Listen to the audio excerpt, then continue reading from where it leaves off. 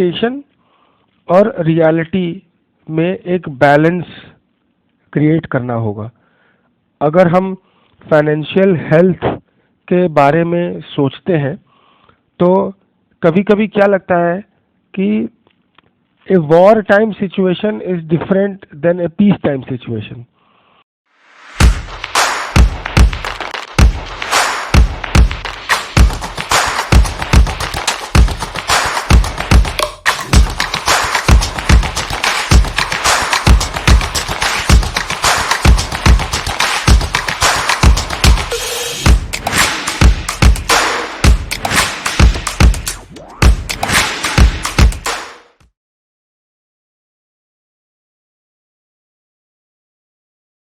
हाँ, जिस किसी ने भी ये सवाल पूछा, थैंक्स अ लॉट।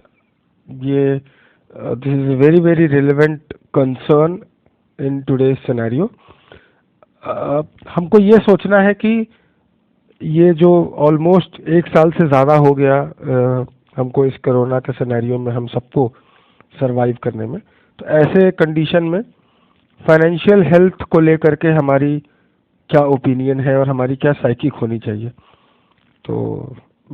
जो अपने ज़िंदगी के थोड़े से अनुभव हैं उसके आधार पे I would like to give my opinion because I am asked to give my opinion. तो सबसे पहले मैं शुरुआत करूंगा ये बोल के कि हम लोगों को एक्सपेक्टेशन और रियलिटी में एक बैलेंस क्रिएट करना होगा। अगर हम फाइनेंशियल हेल्थ के बारे में सोचते हैं तो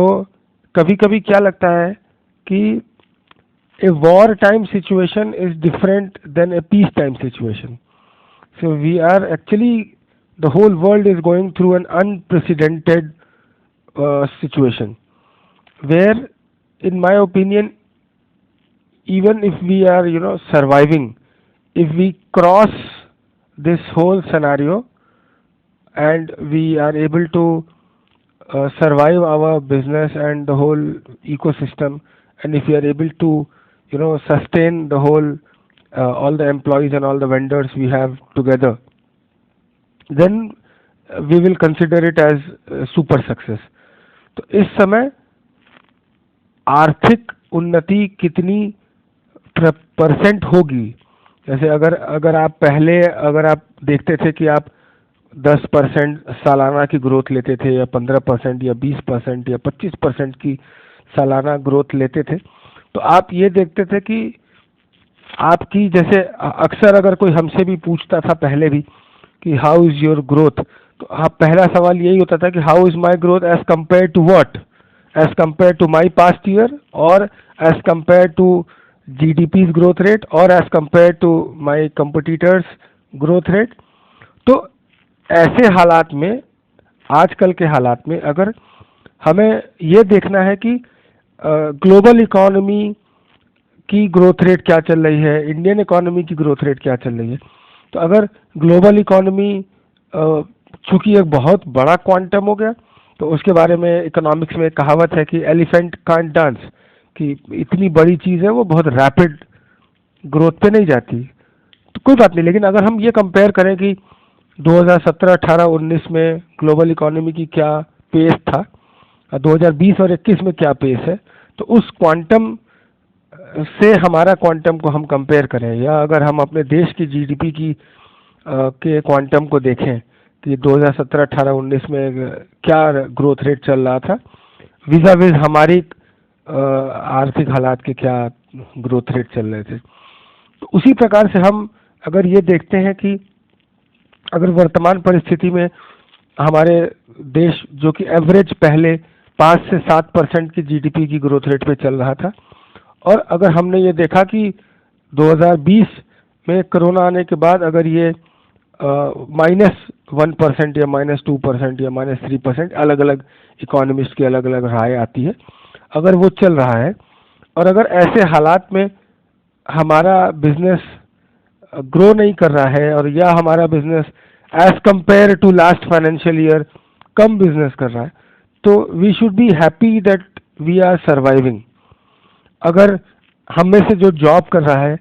अगर उनकी कंपनीज ये कह रही हैं कि हमको आपकी सैलरी कट करनी है, तो यू शुड बी एम्पैथेटिक कि कम से कम जॉब तो नहीं निकाल रहे हैं। कि अगर कंपनी की ग्रोथ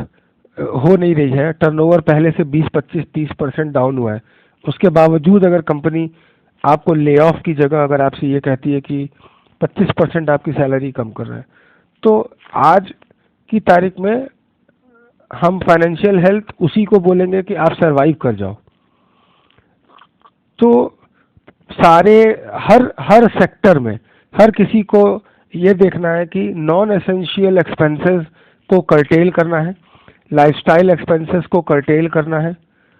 और जो भी अगर आपने प्रायोरिटी बनाई थी, तो जो टॉप मोस्ट प्रायोरिटी के जो खर्चे हैं वो आपको करने हैं। जो चीज़ पोस्टपोन हो सकती है उसको डेफिनेटली पोस्टपोन करना है। और इन सारी चीज़ों में ये ज़रूर ध्यान रखना है कि हम एक दूसरे की गुडविल पे आंच ना आने दें। आप हर वक्त फाइनेंशियल हेल्थ के साथ, क्योंकि पैसा आज है कल आ जाएगा, आज नहीं है कल आ जाएगा, कुछ भी पैसा ऊपर नीचे, लेकिन गुडविल एक ऐसी चीज़ है जो ऐसे चैलेंजिंग सिनेरियो में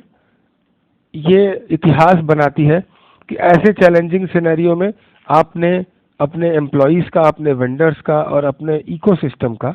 आपने किस तरीके से उनको संभाल के रखा था। ये आपका इतिहास लिखने का समय है। चाहे आप जॉब में हो, चाहे आप बिजनेस में हो, आप ये समझिए कि मेरी मम्मी बचपन से कहानी सुनाया करती थी कि कोई भी राजा सिर्फ राजा का बेटा होता है, इसलिए मुफ्त में राजा नहीं बनता था पहले। जैसे अक्सर हम लोगों ने ये कहानियां सुनी होंगी कि एक राजा के 4 बेटे थे और राजा ने बोला कि वो 7 समंदर पार और 7 पहाड़ियों के पार उस पहाड़ी के ऊपर कोई मणि रखी हुई है, तो मेरा जो राजकुमार वो मणि ला के मुझे देगा, मैं उसको राजा बनाऊंगा। और फिर कहानी होती थी कि जब वो 7 समंदर पार करते थे तो उनको कितनी मुश्किलों का सामना करना पड़ता था। 7 पहाड़ियों का पार करते थे तो उनके ऊपर जंगली जानवरों का अटैक होता था और कितनी मुश्किल, और उन सारी मुसीबतों को पार करके उनमें से कोई एक राजकुमार जब वो मणि ला के राजा को देता था तो उसको राजा घोषित किया जाता था। तो हम सबको यही मान के चलना है कि हम सब उसी कहानी में जी रहे हैं इस समय, और हम सबसे ये कहा गया है कि ये कोरोना काल का समंदर है जिसको पार करके उस पार समंदर में एक मणि रखी हुई है, और हम लोग में से जो जीत के उस मणि को वापस सुरक्षित अपने घर लाएगा वो कोरोना काल के बाद का राजा बन जाएगा। तो हम उम्मीद करते हैं, विश करते हैं, प्रे करते हैं कि हम सब अच्छी फाइनेंशियल हेल्थ के साथ इस सिनेरियो में अच्छे इंसान, अच्छे बिजनेसमैन, अच्छे फाइनेंशियल प्लानर, अच्छे सेविंग करने वाले और माइजर भी बन जाए तो कोई बुरा नहीं है, लेकिन अच्छी फाइनेंशियल हेल्थ के साथ बाहर निकलेंगे। All the best to all of us. Thank you.